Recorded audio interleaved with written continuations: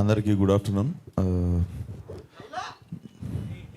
Time ఉంది 2025.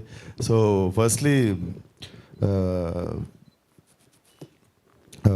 వెంకట్ గారు చాలామందికి అంటే కొంతమంది తెలియని వాళ్ళకి పరిచయం ఏంటంటే మీరు వైజాగ్లో, విజయవాడలో, ఆంధ్రాలో స్వీట్ మ్యాజిక్ అని చెప్పి మీరు ఒక స్వీట్ షాప్ ప్లస్ రెస్టారెంట్ చూస్తుంటారు కదా, సార్వే అవి.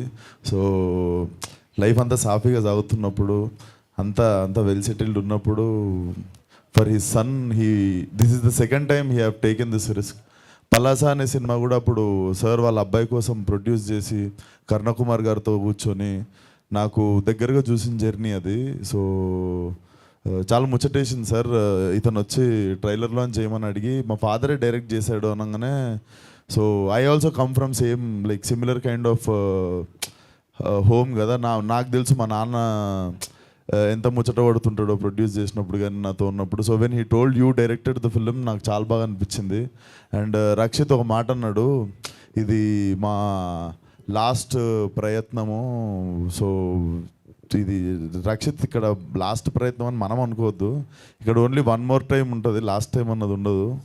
So never say it's a last attempt or anything. కొన్నిసార్లు మనం హోప్ వదిలేసినప్పుడే సడన్గా ఏదో జరుగుతుంది. So it's never lost attempt, it's always one more time. So cinema Palasa కంటే పెద్ద హిట్ కావాలని కోరుకుంటున్నాను, ఎస్పెషల్లీ వెంకట్ గారి కోసము. And definitely trailer looks promising sir. ఏదో అమెచ్యూర్ అంటే సినిమా గురించి అవగాహన లేకుండా చిన్న గుల కొద్ది డైరెక్షన్ చేసినట్టు లేదు, అస్సలు లేదు. డెఫినెట్లీ మీకు క్రాఫ్ట్ తెలిసి తీసినట్టే ఉంది. డెఫినెట్లీ సినిమా పలాస కంటే పెద్ద హిట్ కావాలి. Rakshit, all the best.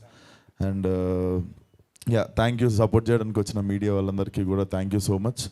And yeah, thank you.